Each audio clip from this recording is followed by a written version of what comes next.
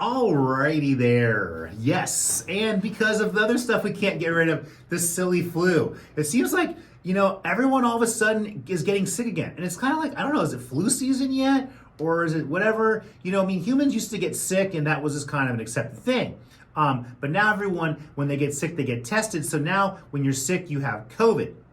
I guess even our president, good old Biden, he's had 4 shots. I guess 2 vaccinations, a couple boosters, and he's got COVID, right? And then I was talking to someone at Nikki Rotten's, and they were saying how they're going back to school for California State University, and they're requiring all their students to be vaccinated and also to have their boosters for this fall semester. And I was like, really interesting. So another publicly funded institution mandating a private company's experimental product. I have a problem with that. And there was even a study that came out that I guess suggested that reinfected people have a higher long-term risk of death besides other health problems. This is a quote here. Compared to people with the first infection, reinfection contributes additional risks of all-cause mortality, hospitalization, adverse health outcomes, including organ systems affecting the cardiovascular, kidney, neurological, gastrointestinal systems, and increasing risk of diabetes, fatigue, and mental health disorders.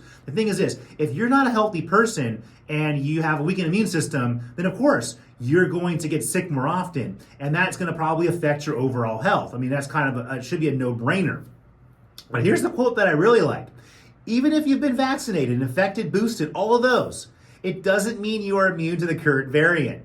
So you're requiring all these students, all these people to have vaccinations, to go to Comic-Con, to go to school, and all these things, right? But yet, at the same time, you're quick to admit that all those things aren't even going to protect you against COVID. So at the end of the day, it's going to boil down to, oh my gosh, here it is, guys, being healthy and having a strong immune system. Now remember, 75% of your immune system health and strength is inherited. So that's genetic. So unfortunately, there's a lot of humans out there that there's nothing that we can do. Yes, all the drugs in the world are not going to be able to save them. So you know what? Maybe we should learn a lesson from nature and follow it and just realize at the end of the day, hey, some people are going to get sick and some are going to die. That's the way the world works. I know I didn't make the rules. I'm sorry. Blame nature for it, And I guess we kind of are. We're stealing all the water from all the trees and burning down our forests. I know. Not cool, humans. I got a problem with you guys, okay? I got a problem with this human being too.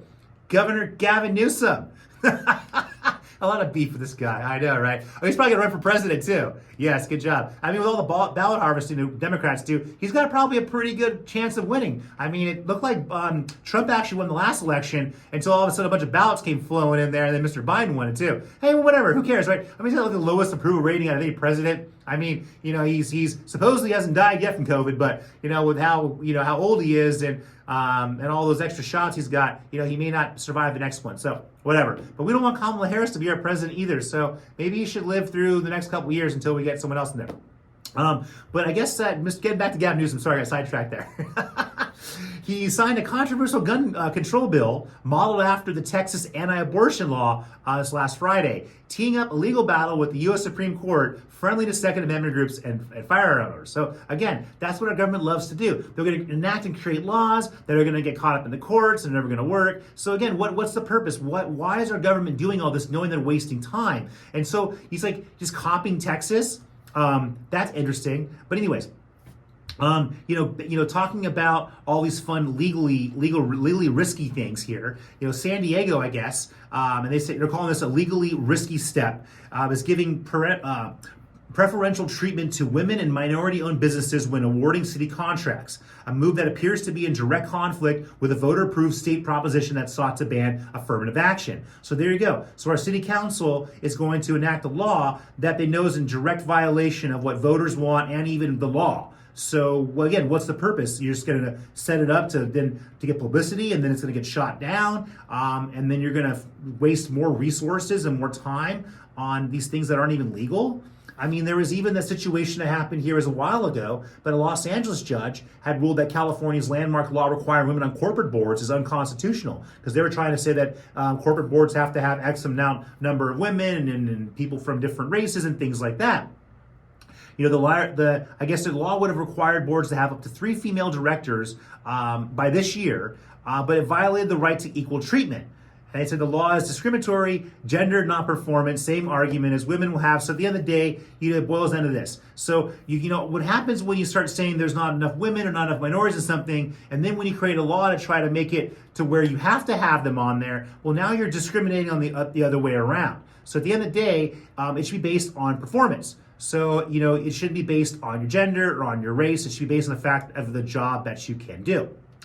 That's just a recommendation there. I don't know. That's how I work. Maybe it doesn't work that way in the corporate world. Maybe they like to be a bunch of dudes. I don't know. I mean, it'd be nice to have some more women around, right? At a party, at least. But good, back here in San Diego, this is something that I brought up on shows in the past, and something that I was vocal about for a while, and I've been kind of quiet on it. And it's been getting back in the news, but the good old Ash Street situation. I mean, this goes back to Faulkner.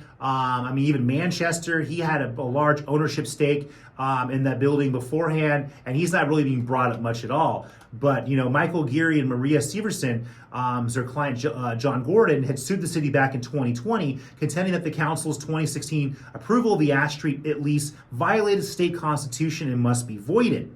And they were mentioning that it had a situation as far as violating the Constitution, where it wasn't voter approved. Well, neither is all the money we're wasting on homelessness. I'd actually called and talked to Michael Geary and Maria Severson about 2 years ago about the same situation, about filing a lawsuit against the city on the fact that they're wasting hundreds of millions of dollars on homelessness that was never approved by voters as well. But they kind of shrugged me off and said, oh, well, there's this and that. So whatever. But so the Ash Street thing, I guess they're more confident they're going to be able to get some money out of that one. And then, of course, you've got our city attorney, Elliott, wrote an 11-page legal analysis noting that the deal settles claims against only Sistera and GA Capital and wouldn't resolve the litigation against the real estate broker Jason Hughes and several contractors. Elliott also objected to terms she said would allow Sistera to keep its ill-gotten gains and to separate a provision that identifies both Sistera and CGA Capital from future litigation costs related to the two leases. And even our mayor and our city council have been trying to fast track approval to pretty much settle this. And then that would also mean that these other people that were involved would be pretty much scot-free. So at the end of the day, I'm wondering, because I know there was campaign contributions coming from some of these places as well too. So, a lot of these people in our city, current and former, are tied up in a lot of this fraud that happened here, defrauding the taxpayers of San Diego. And then, of course, even our good old district attorney, Summer Stephan. So she's jumping into this. She asked a Superior Court judge to reject claims by landlord Sistera Development and real estate broker Jason Hughes that material collected in October is privileged and not subject to release to criminal investigators. Hughes and Sistera representatives deliberately and methodically constructed a plan to hide from the city the fact that Hughes would be paid $9.4 million from excess loan proceeds made to Sistera in the two real estate transactions. So again, at the end of the day here, they're trying to rush this stuff through to hide the fact that San Diego was defrauded. And not hold these other people and parties liable for it. And so it's inevitable. San Diego was considered Enron by the sea. I mean, we had all those issues going on here 20 some years ago, and these issues are still happening. I mean, how can we trust our city council and mayor with anything when it seems like every time they make a real estate deal, they're committing fraud and they're defrauding the taxpayers? Even when we built the Padres Stadium, they said that was going to cost taxpayers anything. It cost over $400 million or something like that. We could have built a Charger Stadium next door with the extra money we had. But anyways, that's in the past. Can't go back and change it. And that's kind of sad. And so this is something from good old Carl DeMaio. Carl DeMaio runs Reform California. He's working on a ballot initiative. But mainly he's saying that California taxes are now being disguised as fees to avoid public votes, and a recent ruling by California's liberal courts have eliminated 2/3 vote requirement for new taxes. So politicians are cheating and downright lying about putting false and misleading titles on the ballot to disguise the tax hikes. Okay, and I mean, what this ballot measure that Colin Miles is trying to work on here, it's to be called the California Taxpayer Protection Act.